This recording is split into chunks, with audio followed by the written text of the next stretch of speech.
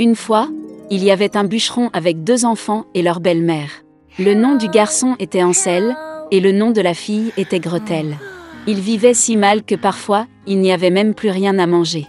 Et puis un soir, il se coucha dans son lit, se demandant comment nourrir davantage les enfants. Sa femme lui a conseillé d'avoir des enfants dans la forêt, d'allumer un feu, de donner un morceau de pain à chacun et de les laisser là, tous les 4 ne meurent pas de faim. Mais le bûcheron n'était pas d'accord. Et jusque-là, sa femme l'a persuadé qu'il était finalement d'accord. Et les enfants, à cause de la faim, ne pouvaient pas dormir non plus et ont entendu tout ce que leur belle-mère disait à leur père. Et quand les parents se sont endormis, Ansel s'est secrètement précipité hors de la maison. La lune brillait et les pierres blanches brillaient comme des pièces de monnaie. Ansel en a empoché autant qu'il pouvait. Puis il est rentré chez lui et les enfants sont allés se coucher. Le matin, la belle-mère est venue vers les enfants, leur a donné à chacun un morceau de pain, et ils sont tous allés ensemble dans la forêt. Sur le chemin, Ansel a jeté des pierres blanches une à une. Quand ils sont arrivés à la clairière, mon père a commencé à allumer un feu.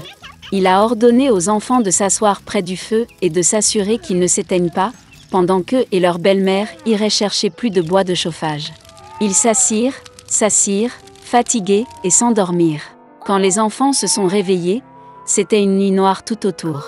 Et quand un mois complet s'était levé dans le ciel, Ansel prit sa sœur par la main et partit, cherchant le chemin à travers les cailloux, qui brillaient comme des pièces de monnaie neuve, et leur montra le chemin. Ils ont marché toute la nuit. À l'aube, ils sont venus chez leur père. Un certain temps passa. Et les enfants ont de nouveau entendu comment la belle-mère a commencé une nuit à supplier leur père de se débarrasser des enfants. Il a refusé, mais sa femme ne voulait pas l'écouter, elle l'a maudit et lui a exprimé toutes sortes de reproches. Lorsque les parents se sont endormis, Ansel, comme la dernière fois, a voulu ramasser des pierres, mais sa belle-mère a verrouillé la porte et le garçon n'a pas pu quitter la maison. Tôt le matin, les enfants ont reçu un morceau de pain chacun, encore moins que la fois précédente. Sur le chemin de la forêt, Ansel déchiqueta son morceau dans sa poche et jeta les miettes par terre. La belle-mère les a emmenés encore plus loin dans la forêt. Encore une fois, un grand feu a été allumé, et le père a ordonné aux enfants de regarder le feu pendant qu'eux et leur belle-mère coupaient encore du bois. À l'heure du déjeuner, Gretel partagea son morceau de pain avec Ansel. Et ils se sont endormis. Nous nous sommes réveillés lorsque la nuit noire est tombée. Et puis un mois est arrivé, et ils se sont réunis sur leur chemin, mais ils n'ont pas pu trouver une seule miette, parce que des milliers d'oiseaux flottants dans la forêt avaient depuis longtemps mangé ces miettes. Les enfants ont donc marché très longtemps, mais ils ne pouvaient pas sortir de la forêt. Soudain, la route les a conduits à la cabane. En s'approchant, les enfants ont vu que la maison était entièrement faite de pain et de biscuits, et que les fenêtres étaient en sucre pur. Ansel tendit la main et cassa un morceau du toit, tandis que Gretel s'approcha de la fenêtre et commença à ronger ses fenêtres. Et puis la porte de la hutte s'est ouverte en grand, et la vieille femme est sortie, appuyée sur une béquille. Ansel et Gretel avaient tellement peur qu'ils ont même laissé tomber leurs friandises de leurs mains. Et la vieille femme a été gentille et les a invités à sa hutte. Il y avait déjà de la nourriture abondante sur la table, du lait, des biscuits, des pommes et des noix. Après le dîner, la vieille femme fit 2 lits propres pour les enfants, et Ansel et sa sœur pensèrent qu'il était au paradis. Mais la vieille femme prétendait seulement être affectueuse, mais en fait c'était une méchante sorcière, qui construisit sa cabane à pain dans ce but afin d'attirer les enfants. Tôt le matin, pendant que les enfants dormaient, elle prit Ansel et le mit dans une petite cage. Et elle a ordonné à sa sœur de faire tout ce que la méchante sorcière exigeait d'elle. La vieille femme décida d'engraisser le garçon pour le manger plus tard. Gretel a donc commencé à cuisiner les plats les plus délicieux pour Ansel, et elle-même n'a eu que des restes. Un certain temps passa, et le garçon ne grossit pas. Puis la vieille femme ne voulut plus attendre et décida de cuisiner et de manger Ansel. Elle a ordonné à Gretel d'allumer le poêle et d'appliquer de l'eau. Lorsque le poêle s'est réchauffé, la vieille femme lui a ordonné de monter dans le poêle et de voir s'il faisait assez chaud. Elle a donc voulu pousser la fille dans le feu et la faire cuire. Mais Gretel savait ce qu'elle pensait. Elle a dit qu'elle ne savait pas comment y entrer et a demandé à la sorcière de se montrer. La vieille femme s'est fâchée et est montée dans le four. Puis Gretel la poussa et fit claquer le volet derrière la sorcière. Waouh! Comme la vieille femme hurlait alors. Gretel, quant à lui, se précipita vers Hansel et ouvrit la cage. Après avoir libéré leur frère, ils sont allés dans la chambre de la sorcière, dans laquelle il y avait des boîtes de perles et de pierres précieuses dans tous les coins, en ont rempli leurs poches et sont rentrés chez eux. Pendant plusieurs jours, les enfants cherchaient le chemin du retour. La forêt leur parut de plus en plus familière, et enfin ils virent au loin la maison de leur père. Comme il était heureux de voir ses enfants vivants.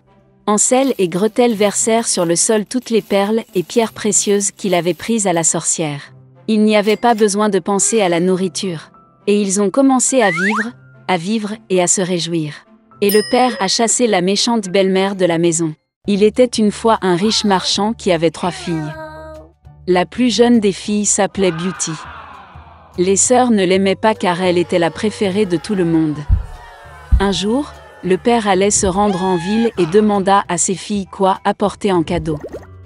Les sœurs aînées ont demandé des robes et des ornements précieux, et la plus jeune a demandé une rose écarlate, la plus belle du monde. Le marchand est devenu réfléchi, mais a promis qu'il ferait tout son possible pour trouver une telle fleur.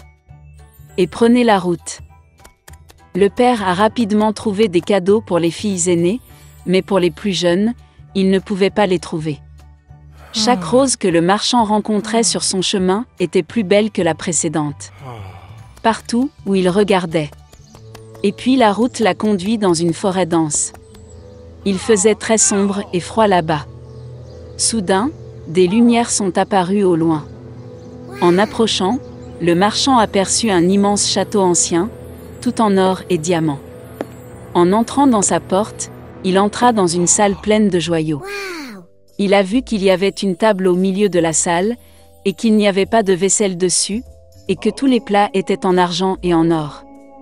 Mais le château était vide, il n'y avait personne. Le marchand pensait que le propriétaire viendrait probablement d'une minute à l'autre. Il a attendu 1 heure, 2, 3, personne ne s'est présenté. Le marchand ne put résister et s'assit à table. Après avoir mangé sur le ventre, le vieil homme a pris la route. Conduisant le long de la ruelle, le marchand aperçut un rosier d'une beauté sans précédent et se souvint de la demande de sa plus jeune fille. Il a conduit et a choisi la plus belle rose. Au même moment, la foudre a éclaté, le tonnerre a frappé, il y a eu un rugissement, et il s'est levé, comme hors du sol, devant le marchand, et non pas une bête ou un homme, mais une sorte de monstre, terrible et poilu. C'était trop en colère que le marchand ait choisi sa fleur préférée au lieu de remercier le propriétaire pour son hospitalité. Le vieil homme était très effrayé et a dit qu'il ferait n'importe quoi, tant qu'il ne le tuerait pas. Pour une telle offense, la bête a accepté d'épouser une de ses filles. Mais seulement celle qui veut venir elle-même, par amour pour son père. Et si aucun ne vient, alors la mort du marchand. Le vieil homme était en deuil et décida de rentrer chez lui, pour dire au revoir à ses filles. Il ne voulait abandonner aucun d'entre eux pour une bête féroce. Je suis monté à cheval et je suis rentré chez moi. Ayant rencontré les enfants, il a fait des cadeaux à tout le monde et a raconté ses aventures. Les sœurs aînées se sont jetées sur la plus jeune, disent-ils, c'était de sa faute, elle a commandé une fleur pourrie, pour laquelle le père doit maintenant payer de sa vie. À quoi la belle a répondu qu'elle irait volontiers vers la bête au lieu de son père. Et ainsi, le lendemain, la beauté a pris la route. Le cheval a rapidement retrouvé le chemin du château. En entrant dans la salle, elle trouva une table avec des vins et des plats exquis. La belle pensait que la bête voulait la manger, alors elle la nourrit. Dès qu'elle dîna, il y eut un rugissement, et un monstre terrible et poilu apparut, comme sous terre. Et la bête a dit à la belle que puisqu'elle est venue elle-même ici de son plein gré, cela signifie qu'elle a bon cœur. Et donc le monstre sera également gentil avec elle. Et avec ces mots, la bête a disparu. Se réveillant le matin, Beauty a décidé de se promener. En entrant dans l'une des pièces, elle vit une inscription sur la table. « Tout ce que la belle veut, je le ferai. » La fille pensait qu'après tout, le monstre était gentil et qu'il ne le mangerait probablement pas. Ils ont donc vécu longtemps, la bête a très bien traité la beauté et a comblé tous ses désirs. Un jour, la fille a rêvé que son père était malade. Elle voulait vraiment lui rendre visite. La belle a demandé en larmes à la bête de la laisser partir, et a promis qu'elle reviendrait certainement. Le monstre a répondu qu'elle était libre et qu'elle pouvait revenir quand elle le voulait. Le lendemain, Beauty a enfilé ses vêtements les plus chers et s'est rendue chez son père. Il était très heureux de voir sa fille saine et sauve. Ses sœurs accoururent et virent qu'elle était devenue encore plus belle, et même habillée en reine. Une semaine plus tard, la belle a rêvé que la bête était allongée sur l'herbe dans le parc et mourait. Elle s'est réveillée avec horreur et a décidé de revenir d'urgence et de le guérir. Quand la fille s'est approchée du château, elle a vu le corps sans vie de la bête sur l'herbe. Son cœur se brisait de pitié. La beauté se précipita vers lui avec des larmes et l'embrassa. Et au même moment, la foudre a éclaté, le tonnerre a frappé, tout le château était illuminé d'une lumière vive et de la musique jouait partout. Le monstre disparut, et à sa place le prince le plus charmant gisait sur l'herbe. Il a dit à Beauty que cette fée maléfique l'avait ensorcelée et l'avait transformée en monstre jusqu'à ce qu'une belle jeune fille tombe amoureuse de lui et veuille se marier. La beauté lui tendit la main et ils allèrent au château. Le lendemain, la belle et le prince se sont mariés et ont guéri heureux pour toujours. C'est ainsi qu'un bon cœur peut briser un mauvais sort.